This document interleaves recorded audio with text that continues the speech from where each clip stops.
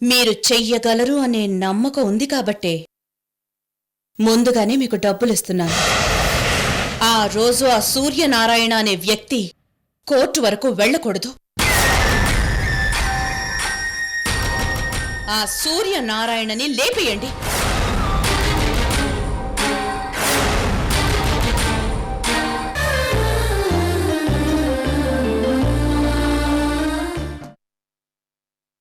ఇరవై 28వ తారీఖు సూర్యనారాయణ అన్న వ్యక్తి తప్పించుకొని పారిపోతుంటే ఎన్కౌంటర్ చేసిన ఏఎస్ఐ సుబ్రహ్మణ్యం అని మీరు పేపర్లో చూస్తారు.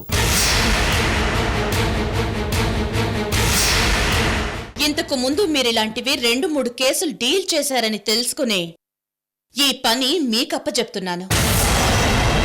ఈ పని కూడా మీరు చెయ్యగలరు అనే నమ్మకంతోనే. Thank you madam.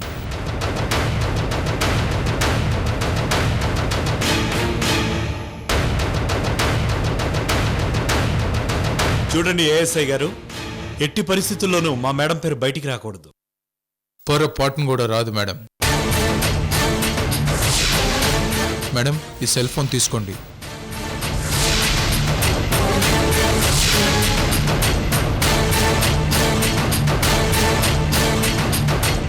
ఇది నా మొబైల్. నాకు వేరే నంబర్ ఉంది. నా మొబైల్ నుంచి 28వ తారీఖు దాకా ఆ సూర్యనారాయణని ఎప్పుడు ఎలా చంపేది మీకు మెసేజ్లు వస్తూ ఉంటాయి. మీ నెంబర్కు మాత్రం రావు. సో మీ మీద ఎవ్వరికీ అనుమానం రాదు. నేను నా డ్యూటీ చేస్తాను అంతే. Okay.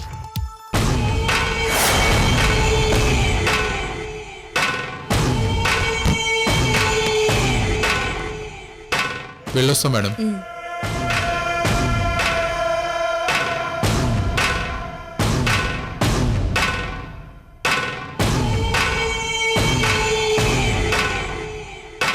Harshavardhan, madam, you may leave. Okay.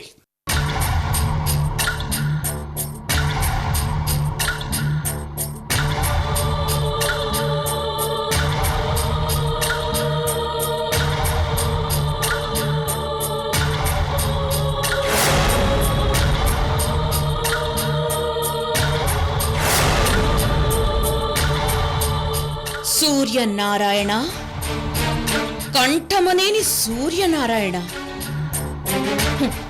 నీ డెత్ డేట్ 28.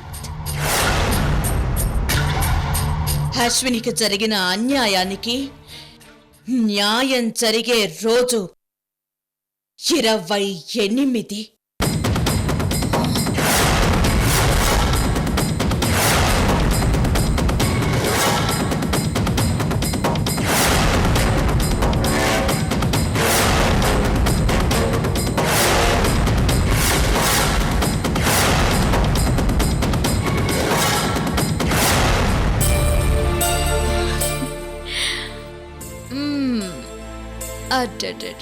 రా రా రా రా రా పదిరా, స్నానం చేద్దు గాని.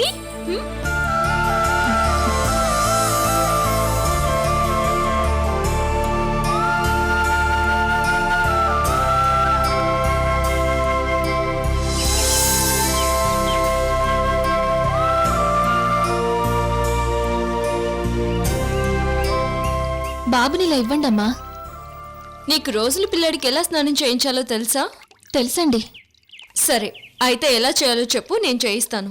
అలాగేనండి. ముందు బాబుకి బట్టలు తీయాలి. ఆ విషయం నాకు తెలుసు. తర్వాత ఏం చేయాలో చెప్పు.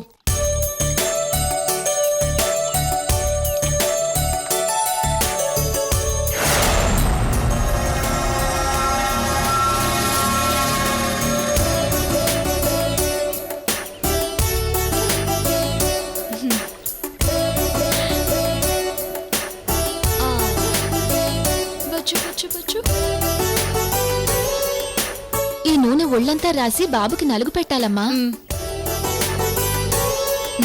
ఇటివ్వు.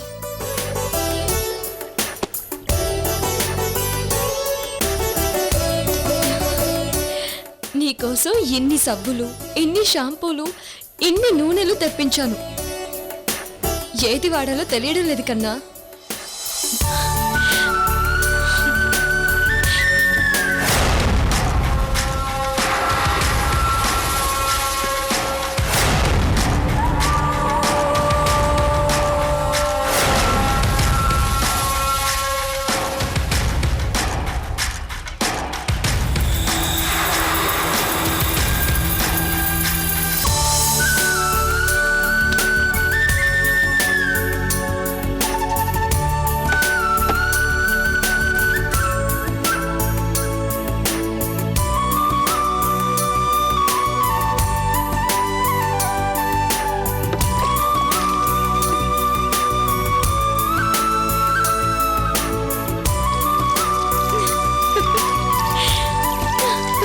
ఓ నాన్న చెక్కలకెళ్ళి పుడుతుందా?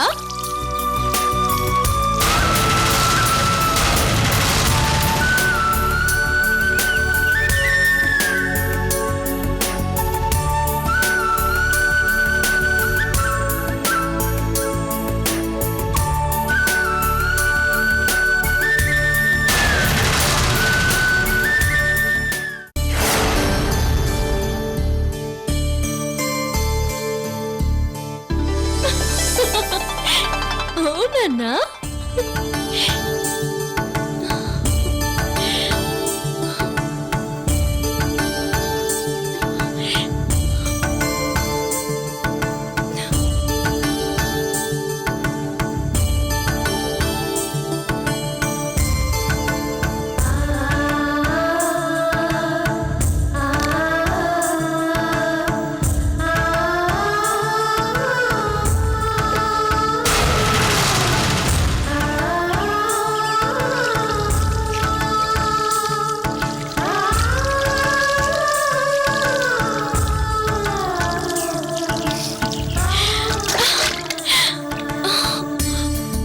ఓరి బడవా దొంగ రాస్కల్, నా మీద నీళ్ళు పోస్తావరా?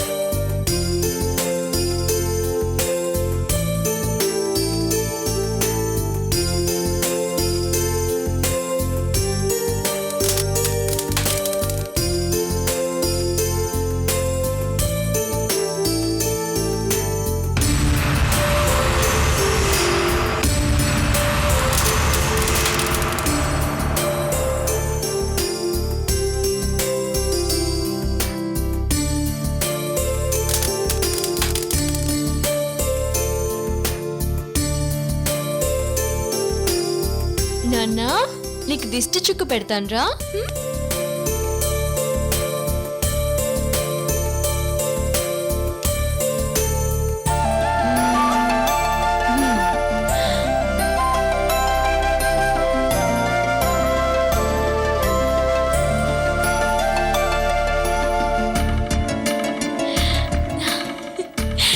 నువ్వు సూపర్ రా.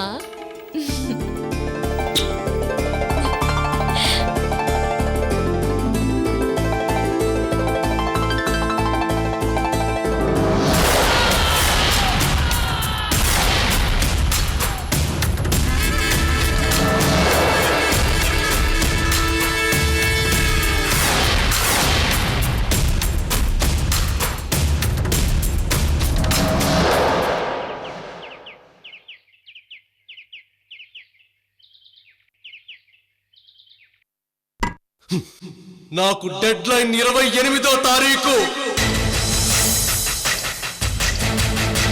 28వ తారీఖు నాకు డెడ్ లైన్.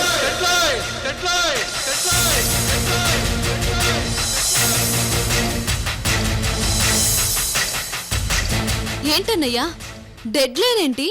28వ తారీఖు ఏంటి? మీ వదిన గారు నాకు విధించిన డెడ్ లైన్ 28వ తారీఖమ్మా. 28.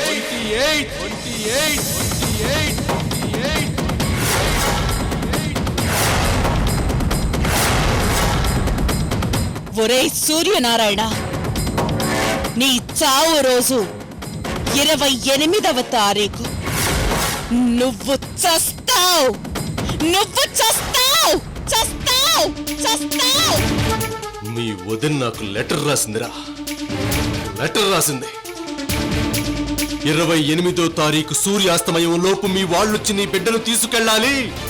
అలా చేయకపోతే నీ కొడుకు గురించి నువ్వు నన్ను అడగకూడదు. 28 వరకే నీకు టైం అని రాసిందమ్మా.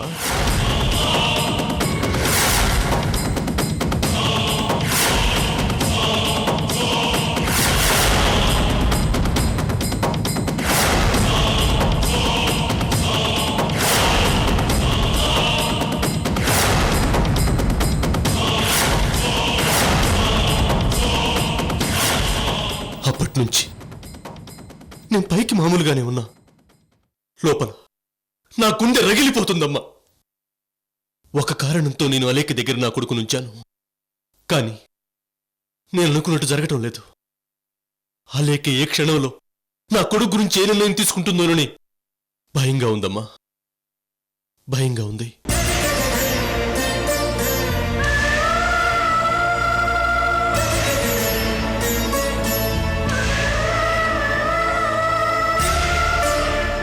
అన్నయ్య, నువ్వేం బాధపడకు. అసలు వదిన నీకు 28వ తారీఖు వరకు డెడ్లైన్ పెట్టిందన్న విషయం నువ్వెవరికీ చెప్పకు, నేను కూడా ఎవరికీ చెప్పను. అమ్మకి ఈ విషయం తెలిస్తే చాలా బాధపడుతుంది.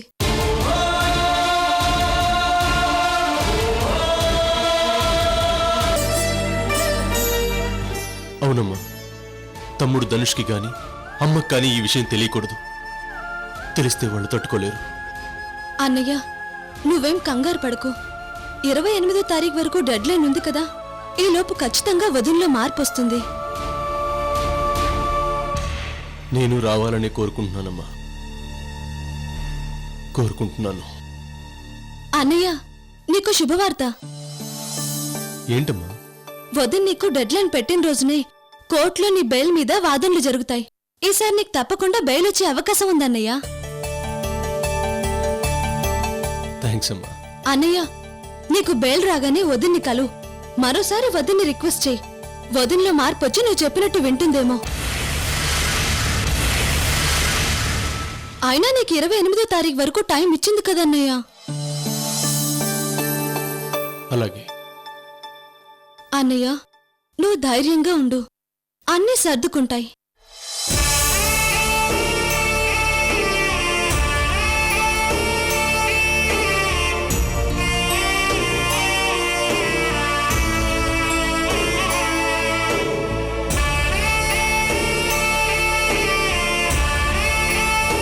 ప్లీజ్ అన్నయ్య, కొడుకుని చూడాలని నువ్వెంత తపిస్తున్నావో నాకు తెలుసు. కానీ ఏదో ఒక కారణం వల్లే నువ్వు చూడకుండా ఉన్నావని నాకు అర్థమైంది. అన్నయ్య, వదిన్లో ఖచ్చితంగా మార్పు వస్తుంది. తర్వాత నువ్వు, వదిన, బాబు చాలా హ్యాపీగా ఉంటారు.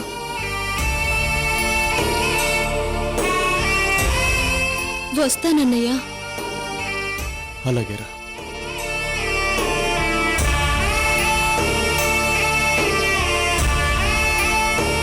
అన్నయ్య, వదిన్లో ఖచ్చితంగా మార్పు వస్తుంది.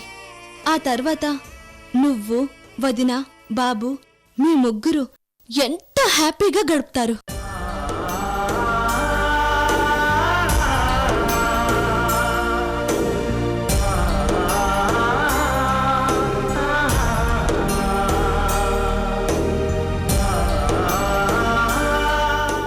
ఊహ బానే ఉంది, కలగానే మిగిలిపోతుందో నిజమవుతుందో.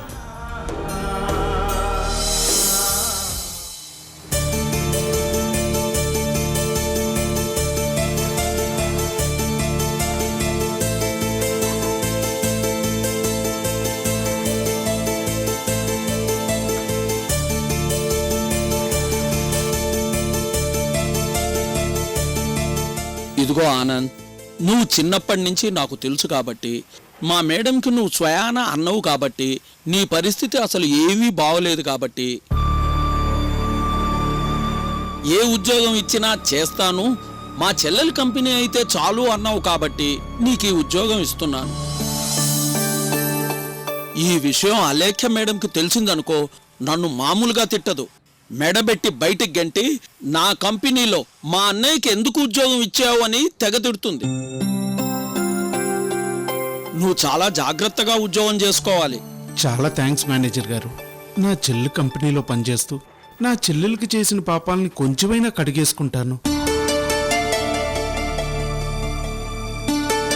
ఆనంద్, ఇంతకుముందు ఇక్కడ పనిచేసిన వర్కర్స్లో 90% మంది అలేఖ్య గారు ఒరిస్సాలో కొత్తగా స్టార్ట్ చేసిన కంపెనీకి షిఫ్ట్ అయ్యారు. ఇప్పుడు ఇక్కడున్న వాళ్ళంతా ఆల్మోస్ట్ కొత్త వాళ్లే. వాళ్ళెవరూ నిన్ను గుర్తుపట్టకపోవచ్చు. అదో ప్లస్ పాయింట్ నీకు. ఇంకో ముఖ్యమైన విషయం, నువ్వు నీ చెల్లెలకి కనపడకుండా నీ పని నువ్వు చేసుకోవాలి. అలాగే సార్. కానీ ఒకటే బాధగా ఉంది. ఉన్నదేమో ఫ్యాక్టరీలో నట్లు బిగించే ఉద్యోగం. అది కూడా ఇప్పించడానికి చాలా కష్టపడాల్సి వచ్చింది. పర్లేదు సార్, చేస్తాను. ఉద్యోగం ఏదనేది కాదు, నా చెల్లెల దగ్గర పనిచేయడమే నాకు ముఖ్యం. శభాష్, ఇలాగే వినయంగా ఉండు.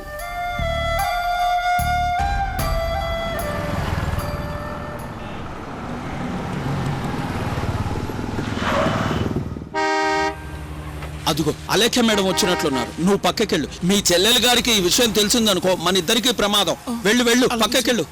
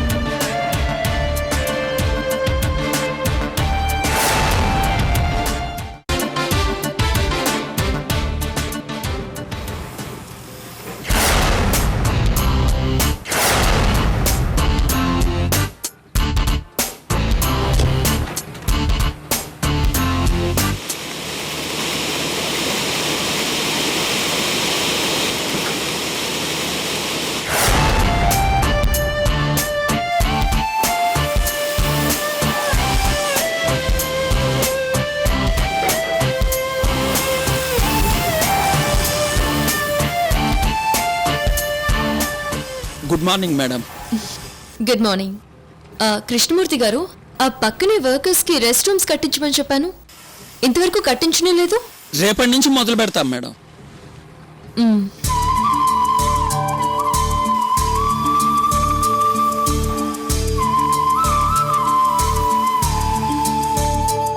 చూడండి కృష్ణమూర్తి గారు, అలేఖ్య పేరుతో ఉన్న సైన్ బోర్డ్స్ కానీ, మొత్తం అలేఖ్య గ్రూప్ ఆఫ్ కంపెనీస్ కి సంబంధించిన సైన్ బోర్డ్స్ కానీ కొత్తవి పెట్టించమని చెప్పానుగా. ఆల్రెడీ ఓ పక్క వర్క్ జరుగుతుంది మేడం. తొందరగా కానివ్వండి.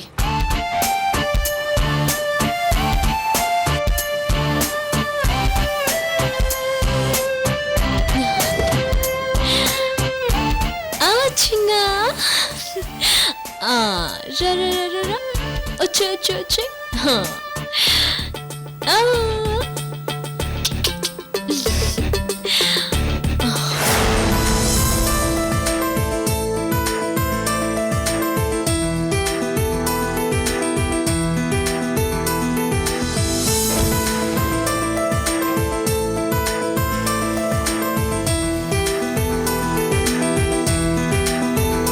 బాబు నాకివ్వండి.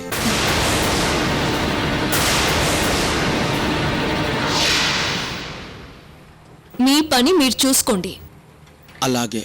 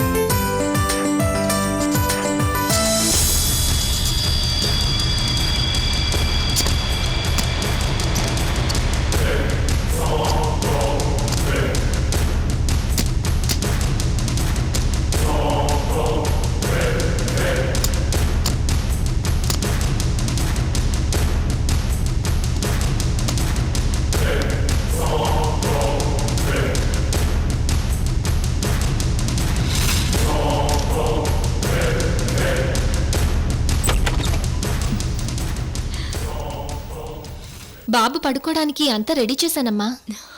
Okay, good.